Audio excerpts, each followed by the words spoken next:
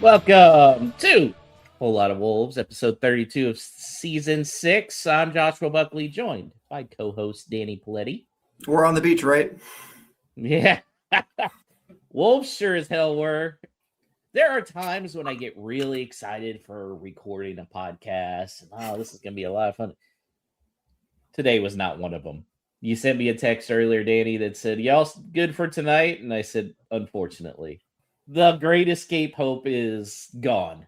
I mean, it's just no way. Not only losing, but losing to a team that was also in relegation issue and losing to them 4-0 in a game where really in the second half, you looked like you were going to get relegated from the championship. It was that bad. Yeah, it wasn't great. I don't know. I mean, I guess the long break gave us a little bit of false hope there where, we'd sort of been at least somewhat defensively solid leading up to that. And, with a good stretch of fixtures coming up, maybe it felt like there was something to happen there. But, I think having 25 days off probably actually doesn't help in the long run.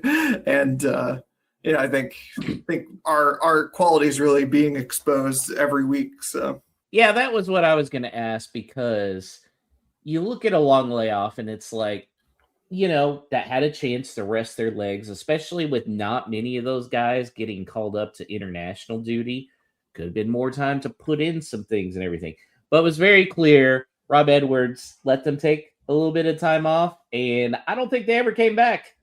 Yeah, I can't think of any really good argument for, having such a long break. I don't think any manager or any player really wants that. I know that there was a game behind closed doors, allegedly, that Wolves beat Villa 3-1. So that's nice, I guess. But it just doesn't help. You need that cadence of playing in these games. And I think it also just doesn't help mentally that, for a couple reasons. One, the players who aren't going off on international break, they're just cooling their heels and they're thinking about their future and, what really is there. And then the players who are going off on international break are going and hanging out with their teammates who are all probably not in relegation fights, and their teammates are asking them, so what are you going to do next year? and it just makes them think about that. So there's a lot of distractions. And yeah, it's not great. No, it was painful. Especially in the second half, Wolves down 1-0, still in it, still trying to get a point, and then they gave up 2 goals in a matter of like 2 minutes. Just completely gave up, would you say? Yeah, or just didn't have anything from the beginning. The first 20 to 30 minutes of the game, I feel like we looked okay. Solid, if not particularly inspiring.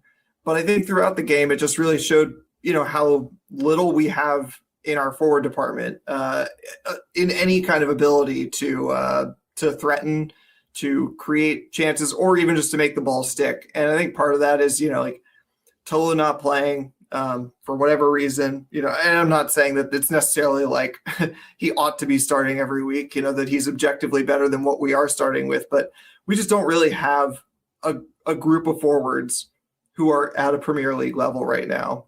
Adam Armstrong has equipped himself well enough, but he's a really good championship striker and okay Premier League striker if you're okay with finishing in the bottom 3. So there's not much more to it than that. And I think, regardless of the sort of bad mistakes that we made for the goals, this is the same thing we've been saying all year, which is that you can't keep relying on it. Like, you can't keep enduring these waves of attack. Any team is going to make mistakes when you're doing that, and especially one that hasn't been particularly well constructed. Yeah, the starting lineup was very interesting for me. I was disappointed that Tolu wasn't starting, and it was just it's like I've mentioned on this show. Armstrong he's a 4A baseball player.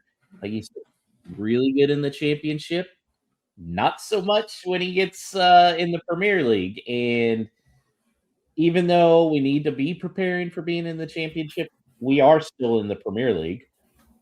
Yeah. Oh, Danny started out in like tank top and sunglasses, and now he's feeling bashful, so he's back. No, I did it for the bit, and the bit's over. We're doing an audio format here. I appreciate very much Todd and Cy in the comments, who are here live. But I'm not gonna distract people any longer. Maybe they liked being distracted like that. See, I thought about taking it a bit further and doing the sunscreen on the nose. But I don't have any of that like thick, like zinc oxide stuff. We last year we switched completely over to like the Korean sunscreen, which is infinitely better. But it's just not going to do that. It's not going to show up on camera. So, you could have just put like some white marker or stuff on there. That would have been funny. This is what it's led to. Anyways, Tolu didn't start. Mane didn't start, which I was a little surprised, but I guess they felt like he may have had tired legs from competing in the U21 for Portugal. Maybe. Or maybe just, he'd sort of fallen off a bit, which, we expected for an 18-year-old.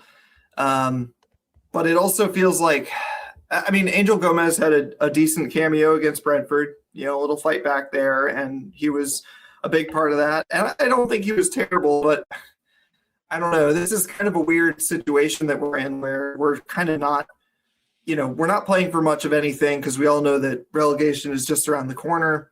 And here's this guy that we brought in to hopefully give us some kind of creativity, create something for our attacking players. But now it's starting to look like when we're looking forward to next season, is he really going to be here? Allegedly the wages that he's on are pretty high. So even if he wanted to stay, which it sounds like he doesn't necessarily even want to stay, but even if he did, I'm not sure that it would be financially a particularly good idea to keep him. And he's also going to be pretty lightweight for the championship. There are just a host of reasons why I don't know that it's at all likely that he's going to be with us. And so in that case, what are we doing here? Mane, I feel like if you're comparing the two just straight up, Mane has way more chance of being in the starting lineup for the first game of next season. So, I don't know. It didn't quite work out. And I think Adam Armstrong and Angel Gomez both really benefit from having Tolu on the field. So I know there's a lot of frustration towards Tolu, and I'm not saying he's ever going to be an elite striker, but he does a lot of dirty work things that is needed right now for a team that has been in a scrap all season and is going to be in a scrap next year. I still say they need to keep Tolu next year. And for what it's worth, we might have trouble keeping him, there's a lot of reason why I think, he might not necessarily stay either. It's going to be a huge rebuild. And I think the real challenge is going to be to not let too many players go. But how do you make that happen? I guess we have the bright spot of the fact that, Andre said on Twitch that he wants to stay or whatever. And then because of that, I guess people were sort of asking, and, he spoke really highly of Rob, and it allowed us all to dream a bit. And I saw someone say on Twitter, and I fully agree with this, that if Rob Edwards or Matt Jackson or whoever can convince even just one of the two Brazilian midfielders to stay, that's like a transfer coup, on the level of bringing in Ruben Neves to the championship, where it's just right. This is these guys ought not to be here. And if you can keep even one of them, and I think I kind of prefer Zhao as a person, but as a player to get us out of the championship, I might prefer Andre. But it doesn't really matter. Either one of them would walk into being the best player on the team next year. So if we can keep them, that'd be amazing. But I'm not holding my breath. Those two guys, I think there's definite guys that don't belong in the championship. Those two being two of them. These other guys that we got so many fringe guys, and it's like, well, we need to keep. They signed contracts. I'm sorry that we need to be hard asses this summer and go, oh, you want to leave? Yep. Nope. You get your stupid little agent to get like this way bigger transfer fee than you're really worth, then we'll talk. But otherwise, no, it's you got us in this trash. You help bring us back up. I'm still going to stick with that. I know soccer is way different than American sport. Yeah, it is way different. But, I mean, you have a contract. Sorry. Yeah, it's just one of those things where if their wages go down and they're just going to be not happy the whole time, it's not like an American football team where you can hide them. They got to play on the field. They got to actually produce something. So, but yeah, I mean, there will be, I'm sure, some difficult decisions, and also some players who probably end up having to stay who didn't necessarily want to. Although I think that'll reflect more on the fact that their own stock has depreciated a bit. I mean, we've talked about this before too, which is that like going into the season, several of these players, we said, these players are too good to be relegated. They shouldn't be playing the championship, whatever. But objectively, they deserve to be last in the Premier League because they currently are. They have not done what is required to avoid being labeled as the worst team in the Premier League yet. And so I think other clubs will see that too. Some of them will, people will see that they are better than that. But, there are some that I think are, people are going to say, well, if Hugo Bueno really was so good, then maybe his team wouldn't have been, and I'm not pinning this whole season on Hugo Bueno, obviously, but guys like him, like Mosquera, Bellegarde. Yeah, Mosquera is a good example, I think. Yeah, Bellegarde's played the better out of all those guys, but I still don't think he's played that great. He's just, he's the prettiest hog at the fair, right? Yeah. I was trying to think of something there that wasn't too painful. Then what was that comment? Then we'll pay your agent an exorbitant amount. Yeah. That's another reason why. No, forget it, guys. Yeah, that's the other side of it. That FA Cup or the FA report came out saying that we paid the seventh most in agent fees, and all the agents are sitting there waiting to get their player moved away from Wolves, and they're like, all right, let's get this going. Yeah, little do they know Jeff Shee is not around anymore. I tweeted this out after the match, Danny, and it definitely got passed around Wolves Twitter. I will never, ever forgive Jeff Shee for what he has done to this squad. Like this, he's gone, but his handprints are fully on that performance. Yeah, and also it made me think about there was I guess it was one of those stories that only bubbles up during international breaks where people don't have much else to say. But there's an article written about how in Germany and a couple other leagues, like the sporting directors and sometimes even like the chairman or the equivalent position have to do press conferences, media availability like that. And there was an article written about why can't we do this here in England? Obviously not here in the US. US, it's in everybody's contract. Baby. Yeah, I know. And unless you sleep with insider reporter, then you can get away with it.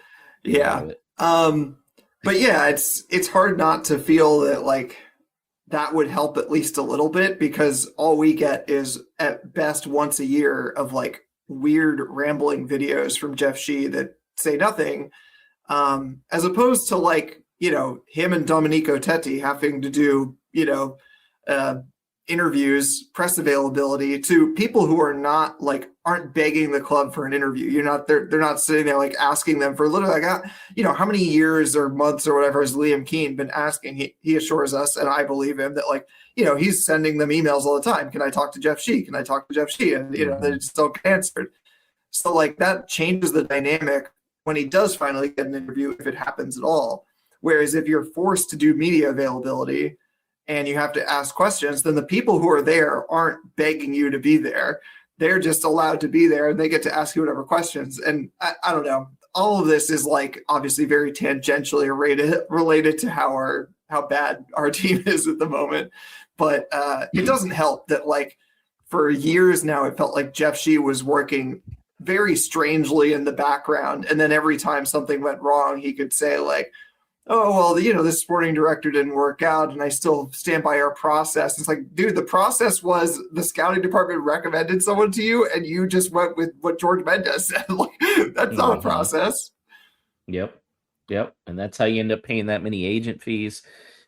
Next time Chris Fisher is on, I'm sure me and him will have a conversation about just the way the media is in England compared to the US, because there's really not, for clubs like Wolves, able to be any accountability. And I don't blame that on Liam, because there's not the rules in place that they have in America where you're guaranteed the availability.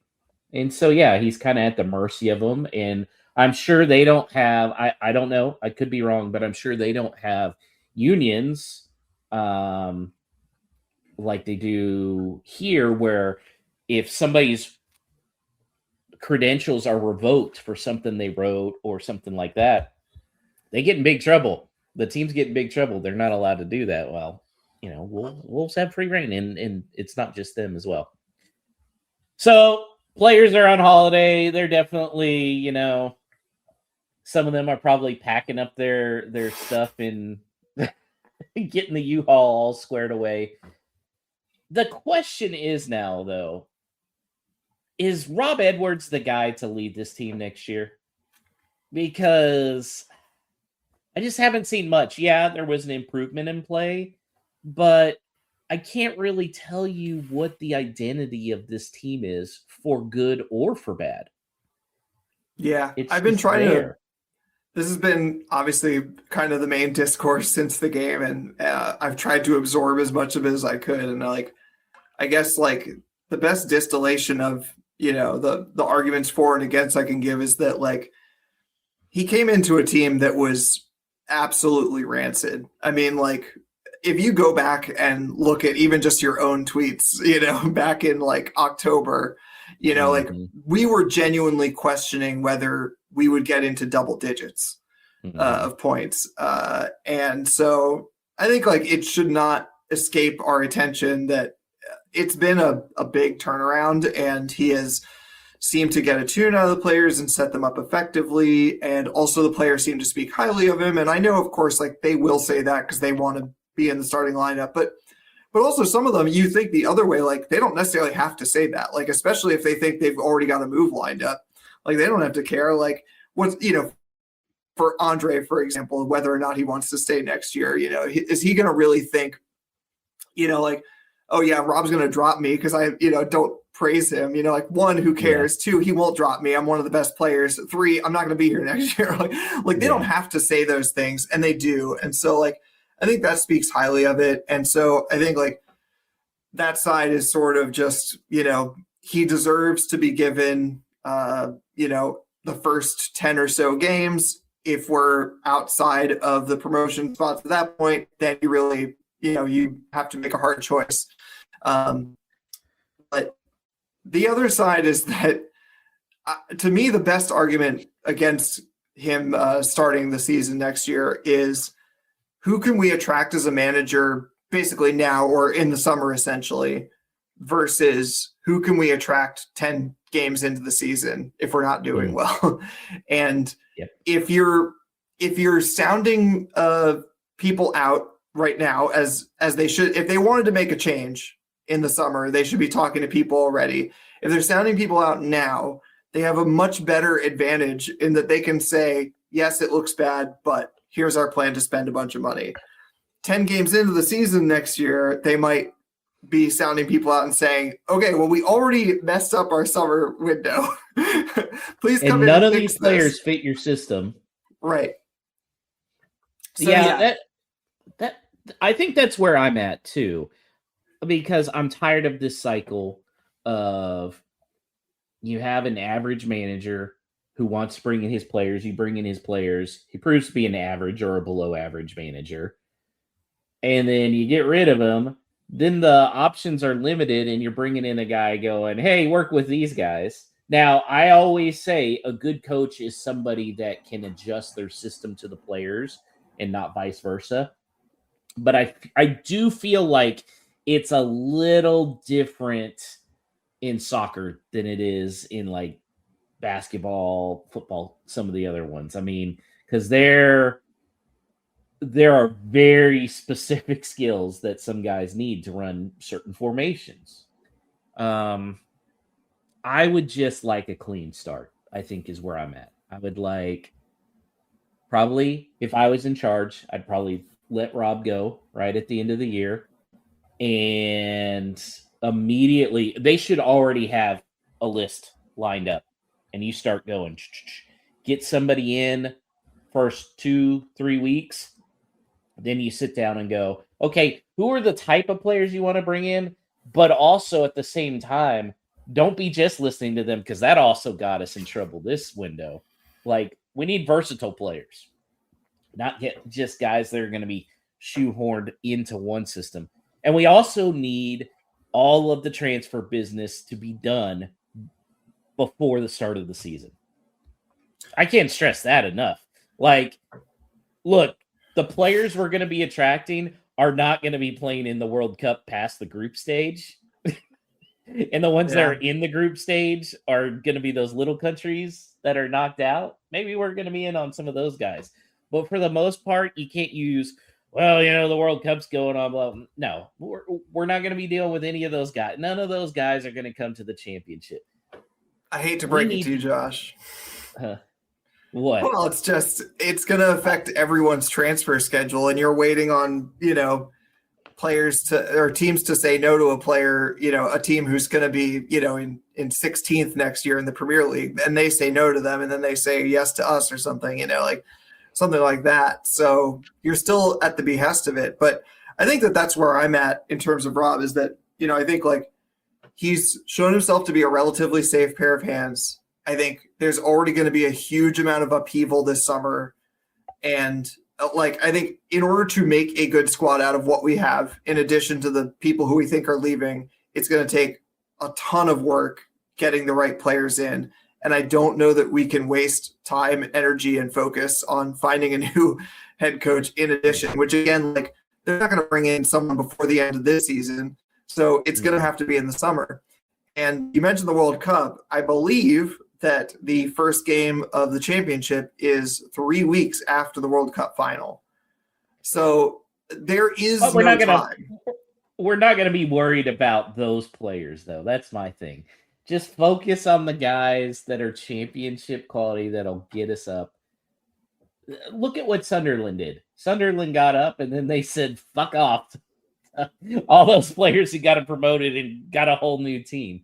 You can do that. Now, maybe not the most sustainable, but you can do that. Yeah, I don't know. I just think it's going to take a ton of work. And I think you underestimate how much they have to wait for the dominoes to fall. It will be less pronounced than it is in the Premier League, because it is very much like a pecking order in the Premier League. When we were mid-table, we were waiting for, someone's whole exploration with, I don't know, Spurs or someone to say no to them, and then they come to us or whatever it is, or Newcastle. And that's how you end up with a Matheus Nunes. Yeah.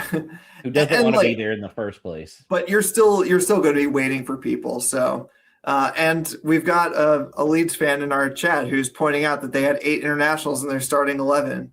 So, I mean, it does happen. The championship is still a very well-regarded league. What a bunch of those U.S. guys.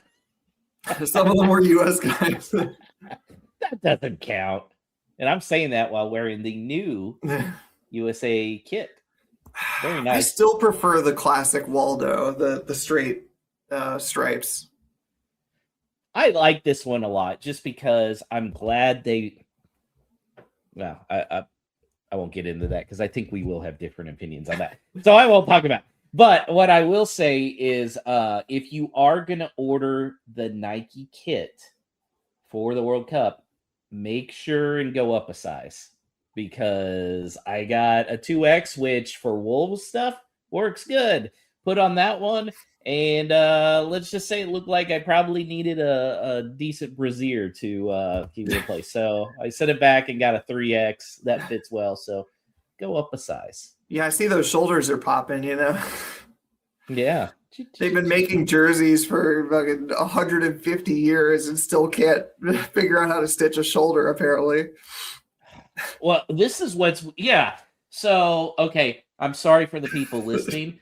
So there's stripes on the front, which looks really good, but then they don't connect properly to the sleeves at all. You see this? And then the back, I didn't get it with a name or a number because, I didn't want to spend an extra $50. So it's just a big white back. It's still nice.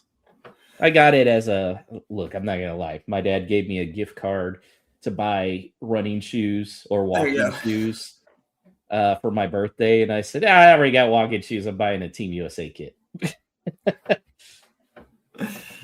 Cy likes the away one. The away one is pretty sharp, but I wanted it. Look, you know how I am. I'm the brash American, right? I wanted this to go with my red, white, and blue cowboy hat. I was just going to say, it's going to look good with the cowboy hat.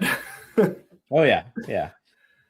I am going to have to buy a Netherlands jersey, though, since I'm going to the Netherlands versus Sweden game. I'm kind of excited about that. Do you think you're going Netherlands over Sweden in terms of getting a jersey? Well, no, that's the matchup I'm going to go see in Houston. So it's a lot better than what it could have been. I could have been stuck with one of those. What is it? Algeria versus who? That's in Santa Clara that can't sell out. Yeah, who knows?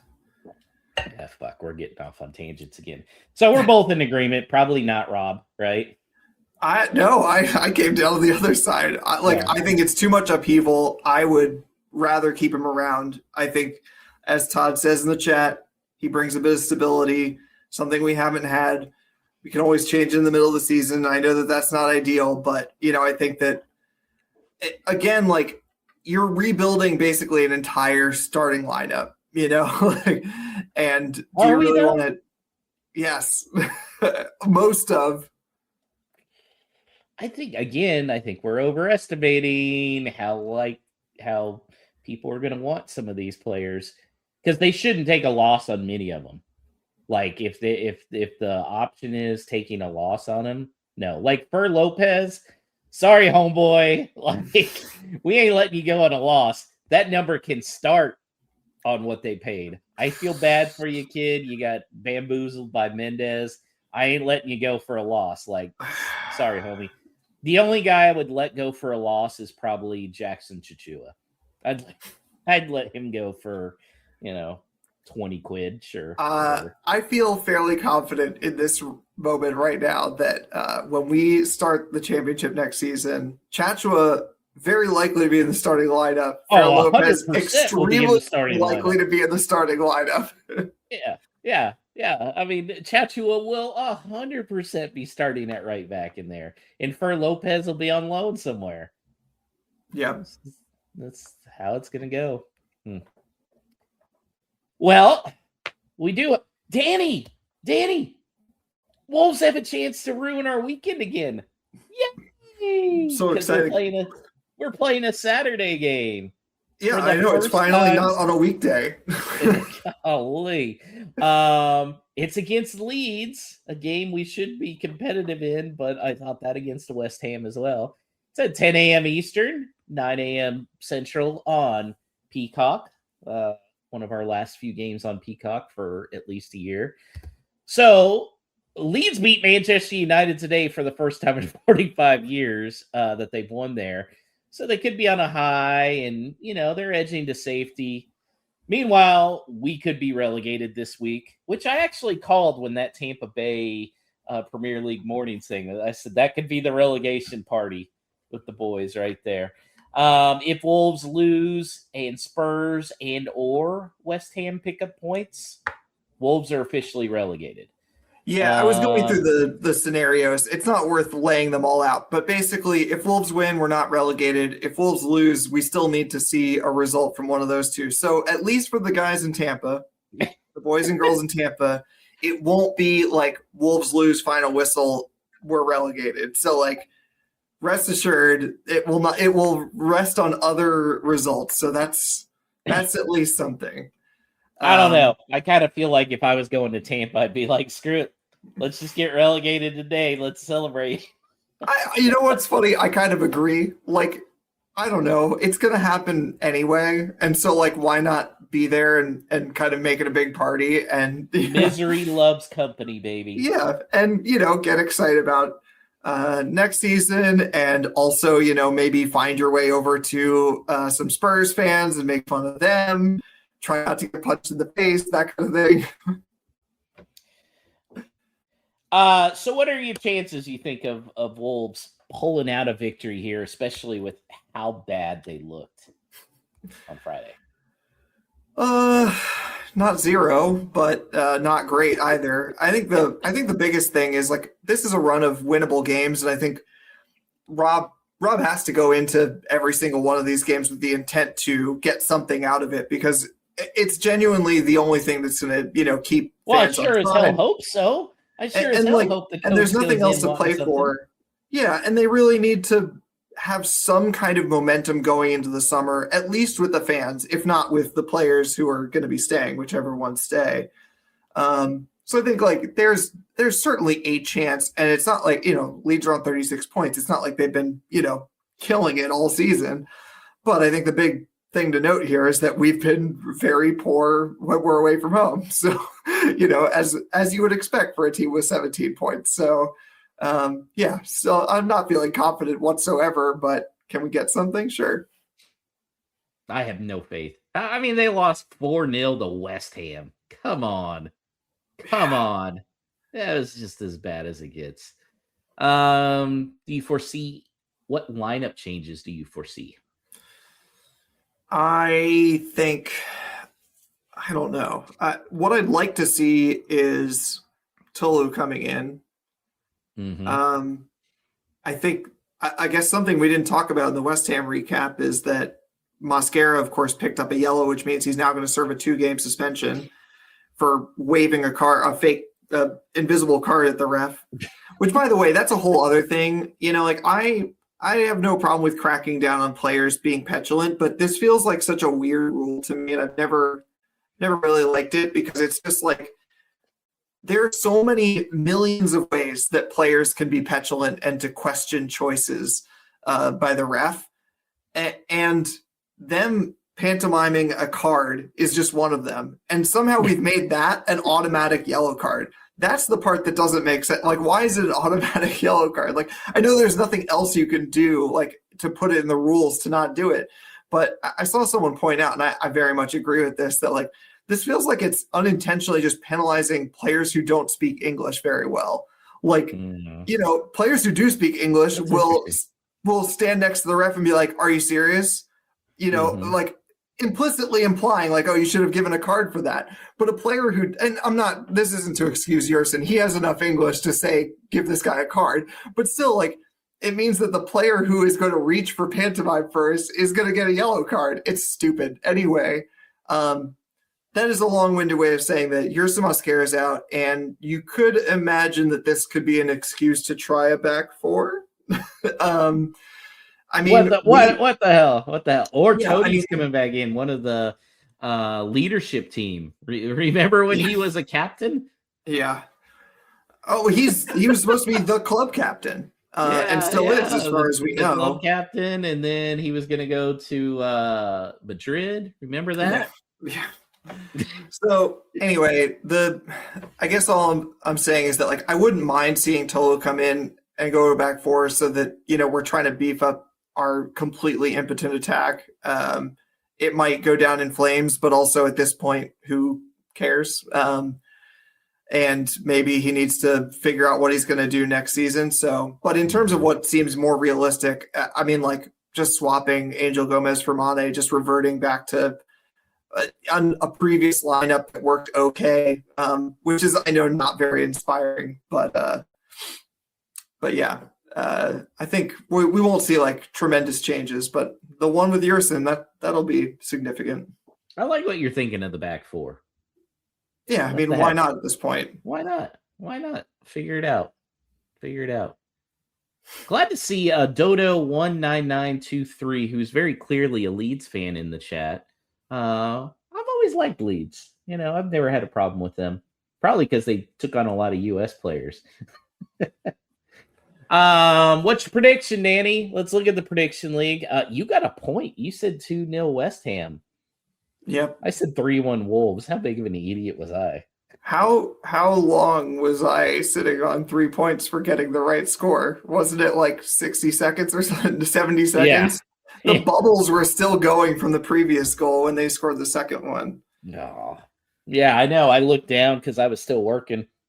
Look up and it's like, oh, a third goal. All right, back to the Survivor Marathon on Paramount Plus, home of championship football. Wow. For now. Yeah. You are still 7 points behind me though in the standings for our prediction league. I'm not out of touch though. If I keep gaining a point each week and then bring it close enough to win on the last day. Yeah, I don't feel your particularly confident. Let's go Leeds 2, Wolves 1. Let's say that Tolu goes in and we score a goal. I don't know. Yeah, this team's quit. I think they'll get lucky. They'll score a goal on something. 4-1 Leeds. I'm just so done. I am done. Okay. Well, here's the question now. Who would you like to be relegated with us along with Burnley? Yeah, it's interesting because I think there's 2 points to this question. Who do you want to see go down? Yeah, exactly. But who is it better for Wolves if they go down? Yeah. Okay. So I'll take the first question and say that in terms of who obviously Spurs, who I'd like to see go down. I like a sense of karma for bad owners and also the banter, obviously, of Spurs. And so I was telling Elise, I said that if there was any justice in this world, the 2 teams that would join us would be Forest and Spurs, followed closely by West Ham because I think their owners have been about as delinquent as ours. And so that would spare Burnley, but that's not going to happen. So we're really only talking about a straight shootout now. With Leeds picking up those 3 points today, I really don't see them getting dragged back into it. Do we think that, I mean, it's like basically over for Spurs. Do we think Spurs are going to get to 37 points? They're on 30 right now. They haven't won since 2025. So we're talking about. I mean, there's still only 2 points from safety with 6 to play. But I also feel strongly that West Ham are going to, Nuno's just going to do what Nuno does, and he will close out the season the way he closes out a game. And I think it's just going to be a shootout between Spurs and Forest. And I have trouble seeing past how bad Spurs have been. So, yeah, I'd very much like to see Spurs go down for the banter and Forest go down also for the banter, but mostly because of Vitor Pereira. I think him having essentially 2 relegations on his CV for this season is a fitting end to the experiment of him being in the Premier League. So that's what I would like to see. What I think is probably most realistic is, I don't know. I don't see how Spurs get out of it. I think I have to say Spurs at this point. It's not just because mathematically, obviously they are in the relegation zone, but I don't think that there's a ton of difference between them and Forest, but Forest have a 3-point lead on them with only a handful of games to go. So I just don't know that there's enough time for this Spurs team to catch anyone up.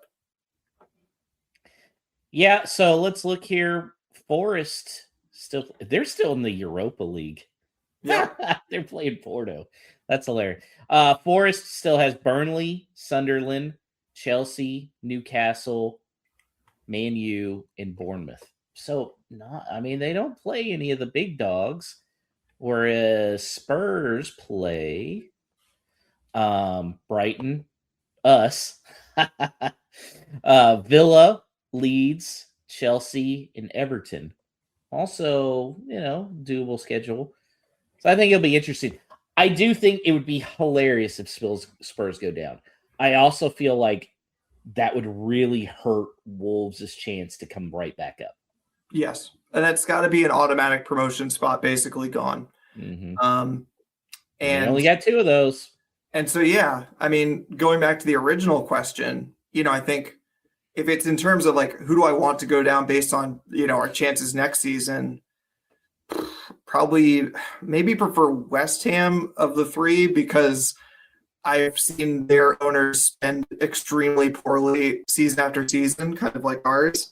And so that would give me some hope. Whereas I think like the owner of Forest is just insane enough to, he'll break every financial rule in order to spend enough to be better than Wolves next season. So like West Ham feel like the safest bet, but the thing is like there are going to be teams that are down in the championship next season that will be gunning very hard. I know like every year everybody wants to get up to the Premier League, but whether it's Spurs or West Ham or Forest or, potentially Leeds, outside chance, even Burnley, like they are going to be, like spending decent amounts of money to get up. And we kind of talked about this a few weeks ago that the extra playoff spots really don't amount to much. And it'll be very disappointing if I ever hear, and I haven't, I'm not saying I have, but if I ever hear any rhetoric of like, oh, well, we don't really need to spend that much because there's all these, playoff spots. And it's like, no, if Spurs go down, you basically have one automatic promotion spot. And the championship is hard enough as it is. I'd be curious to see if Spurs went down, like, would they sell off all their players? Would they just loan them off? Like, what would actually happen? I couldn't tell you because I think, and there are podcasts that have covered this much better than we can, I'm sure. But, the financial, as you can imagine, the financial situation of a team like Spurs getting relegated is insanely more complicated than a team like Wolves. At least they have the NFL. Yes. Into the stadium. I would watch an NFL game at Molineux Stadium, though. That would be pretty awesome. Yeah, I would like to see. Here's one for you. I would like to see West Ham because then maybe they'd fire Nuno and we can convince Nuno to come back. Oh, that dream. Mm-hmm. Nuno had a dream. Yeah, I don't know that dream's gonna happen. That would be if he gets let go by West Ham, that'll absolutely be the majority of the fans going for it. Spurs wage bill is £136 million. Yeah, parachute payments ain't covering that. No, it's a disaster for them. So, but I also don't see them selling off their players because they're not like a regular championship team where you can just try and buy more stuff. I mean, that would be a lot to spend to be up to Spurs quality. I think they'd just loan out a lot of guys and hope it's a 1-year bounce back and then they all come back. I don't know. I have no idea. What a mess. Glad I'm not a Spurs fan. Well, we did mention that there will be a get-together of some Wolves fans on Saturday for perhaps a relegation party. That's the Tampa Fan Fest for Premier League mornings. There will be some good Wolves supporters there. Thank you, Joe Deluski, for all your hard work. David Copey. And Danny, you got a little schedule here? Yeah, that's right. I'm throwing it up on the screen. We've done our best here. And so you see, I'll put this out on our socials, and we went through it with Chris yesterday, but there's stuff all weekend. So, it's worth getting out to. I'm not going to go through the whole thing for the folks listening. You can go find it on our socials, but there's a welcome party on Friday. There's obviously, the watch party at Premier League Mornings Live. There's a post-match party with a special guest, which we now know is Ryan Bennett, with, I'm sure, his shirt tucked in. There's a dinner on Saturday. There's, a beach day on Sunday. So, check out our socials and also check out the Facebook page for Wolves USA, where I'm sure all that information is up there. And obviously, you can always get in touch with Joe Deluski or Chris Fisher. They're on there all the time. Chris Fisher so yeah, reach out to us if you need any help connecting to them. But otherwise, check them out. And obviously, if you're still thinking about it, I would highly recommend it. Josh and I can't make it. We're both otherwise engaged, but had a great time out in Nashville, and it's going to be super fun, even if this is the weekend that we get relegated. And for the people who are going, have a great time, and obviously, flood our social media with pictures. We'll retweet any of it. We'd love to see Wolves fans getting together. If you can get a picture of Spurs fans, like the Simpsons meme of you can see the exact moment that his heart breaks. Said that one. All right. Time for our favorite segment, Danny. That's right. It's No Stupid Questions. It's that time of the show where you, the listener, can ask anything about our wonderful club, Wolverhampton Wanderers. You can email us at any time at wholelotofwolves@gmail.com. You can also reach us at Twitter, at WLW Pod, of course. And if you're watching the live stream, you can always pop it in the chat, and we will try to take them as they come. First question from Drew Freakin. Of course, that's our friend Drew Breyer in Pittsburgh. On Twitter, is it more frustrating that Mosquera has all the physical tools but no mental discipline, or that Jackson has physical tools that he won't even use? Oh, Jackson. 1,000% Jackson. Fastest guy in the Premier League who refuses to take on anybody. 100% Jackson Chinchilla. I'm going to go with the counter argument and say, I've come to peace with the level that Jackson Chinchilla is at, which is not good enough. Okay. And I just feel like he can only improve, Whereas Mosquera frustrates the crap out of me because it's just also needless. I mean, he knows that waving the fake yellow card is an automatic yellow card. He's a hothead anyway. He's likely to get a card in any game. And it's just not what we need. And, I don't really care about this one, to be honest. It's not great, and I wish that we had him for this trip to Ellen Road. But, if he's going to be starting every week for us in the championship, he's got to have a cooler head. What could really derail your promotion hopes? If you're, right on the edge of, an automatic promotion spot, is, one of your best center backs, serving multiple disciplinary suspensions throughout the season. So I don't need that. I will say it may be helpful that there's no VAR to check for a red down in the championship. That's true. He might get away with something, especially, the extracurricular stuff, the oil check on Gabriel Jesus, etc. Mm-hmm. Yep. The squeezy bum-o-meter. Yeah. All right. Moving on, Brian Donnelly from on Twitter. Of course, he's with Charlotte Wolves. How many minutes do each of these guys get over the course of the rest of the season? Pedro Lima, Tomandozi, Totti, or Doc? And you don't. I like how Dozy came in and scored a game-winning goal and then just disappeared. Okay. I want to see more Lima. It's Lima time, baby. We know what we have in Jackson. Like we both said, he's going to be starting for us in the championship. We know this. Nobody's going to want him. We got to see what we have in Pedro Lima here. Yeah, of the four of them, it feels like it was so weirdly. I mean, Totti and Doc are really just when you have, absences, like in this case with Mosquera. And again, who knows if maybe they'll be starting. But yeah, of the four of them, it feels like Lima is the one where you really want to see him before the season is over. But it's hard not to feel like Chachua being our starting right back is kind of inevitable at this point next season. I hope that it's not, but yeah, unless we start seeing Lima soon, I don't know what else to think. We got to build this value at the very least, right? I know. You'd think that. You want to talk about somebody that's not going to sit around for too much longer. Yeah. Maybe there's a promoted team that would take him off our hands. But I don't want him to take. If there's a promoted team, that means he's good enough for the Premier League, right? Well, I mean, there are lots of promoted teams that think that they've assembled a good enough for the Premier League squad who don't. Yeah. Jeff Shee thought he had assembled a good enough squad too. It was a good window. All right. Moving along, Brian Donnelly also asks, as we count down our remaining days with João Gomez, do you think he will have another big memorable moment on the pitch this season? And what would you like to see as his lasting memory? That's a good question. I don't think we'll see another big memorable moment. His lasting memory is the last game at Molineux. Ooh, good question. It's against Burnley. We know that. Mm-hmm. No, because we lost at Burnley to home, did No, it's away. Okay.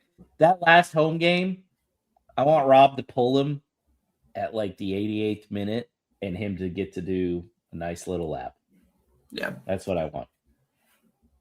His last home game will be against Fulham on May 17th.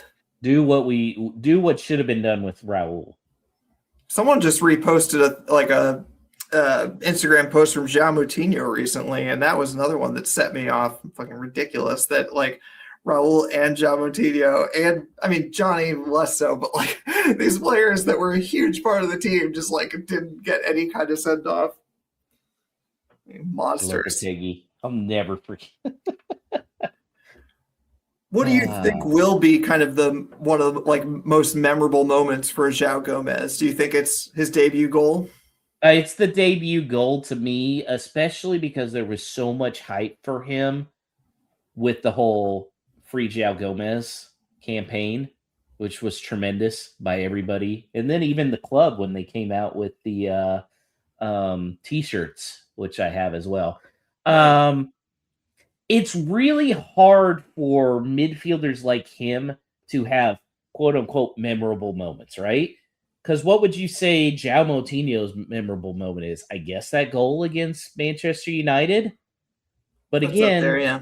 He wasn't known really for his goals. He was just known, and he's got a very good reputation for just his strong play in the midfield. And that's what João Gomez is. He's not Ruben Neves who fires one off a volley in the one touch from the box.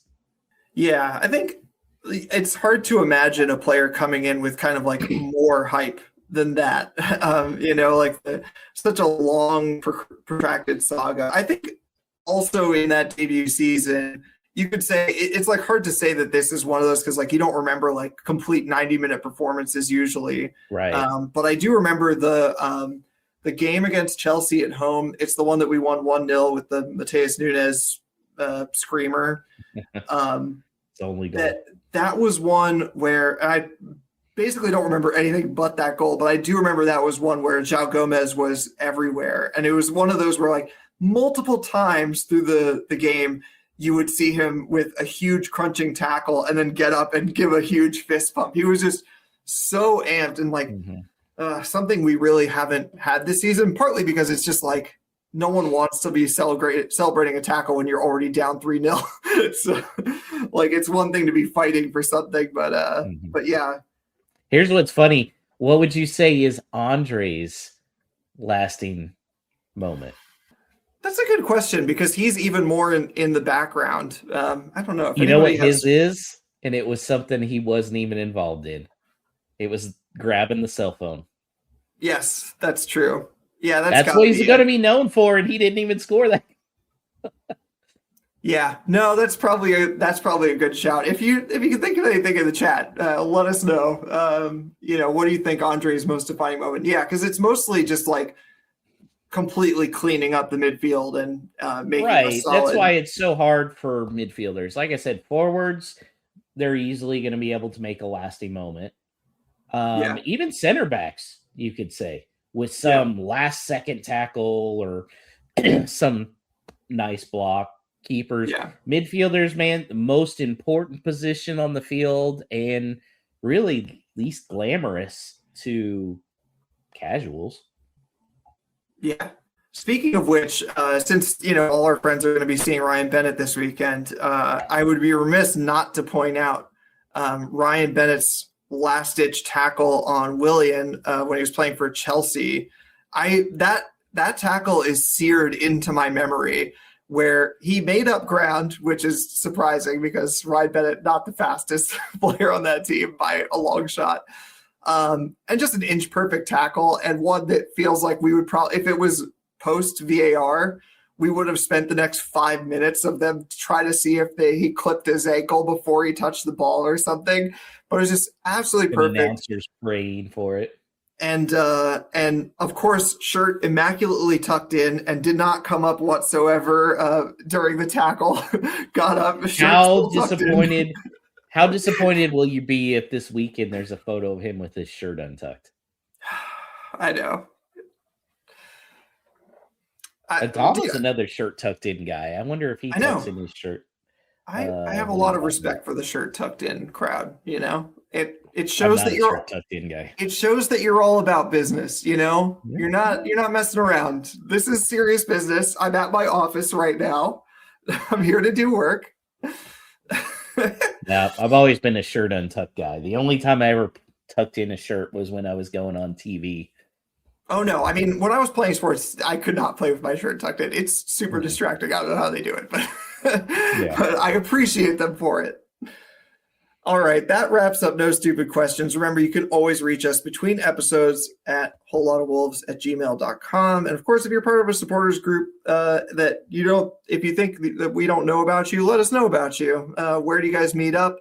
All that good stuff. We'd love to hear from you. All right. Do we have an HBO Max watch of the week or something? Yeah. So I'm looking here. Obviously, I'm up to Survivor 44, season 44 now. Almost done with that. I should be done with it tomorrow. I can usually get through a season now in 2 to 3 days because just have it played in the background. But Danny, did you know one of the new movies on there is one of my favorite Will Ferrell classics, Blades of Glory? Have you seen Blades of Glory? Yes, I have. Oh, you've seen it. Yes. Well, your thoughts? I will say I don't recall it that well because it was one of those that I definitely saw like at a hotel at an ultimate tournament. Okay, so you were intoxicated. Gotcha. Yeah, or half asleep. Great movie, very underrated. Will Ferrell, obviously. Anchorman, Talladega Nights, top 2. I really think Blades of Glory is my third biggest one. My third favorite one. Danny, Minnesota Todd says Danny has seen a movie. Living the Dream. Where did you come up with that? I don't know. It just popped in my head with the sign behind them. Good stuff. And random Craig T. Nelson as their skating coach as well from Coach fame. All right. Well, that's a good one. Good return to form for the HBO Max watch of the week. I may have to start scouting HBO. I don't know yet, so we'll see. Yeah, whatever the streaming platform is called by the time the championship season starts, we will keep people apprised. All right. Thanks, of course, everyone to watching. We wouldn't be here doing it if it weren't for you. You'd always be helping us out, growing the Whole Lot of Wolves family by giving us a like on YouTube, subscribe to the channel, hit the bell for the reminders, like the Facebook page. Can you like a Facebook page anymore? Do that if you can. I don't know. Can you poke a Facebook page? Do that if that's possible.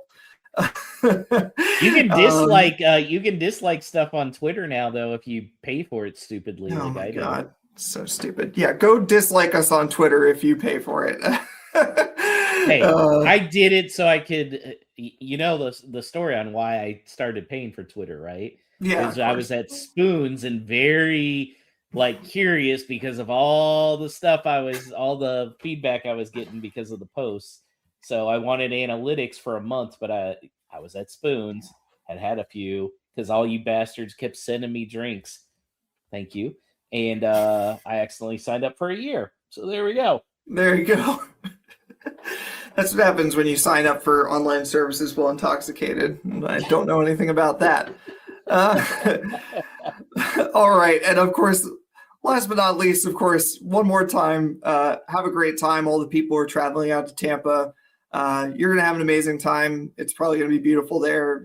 I think it's going to be raining here in Baltimore, so I'm jealous.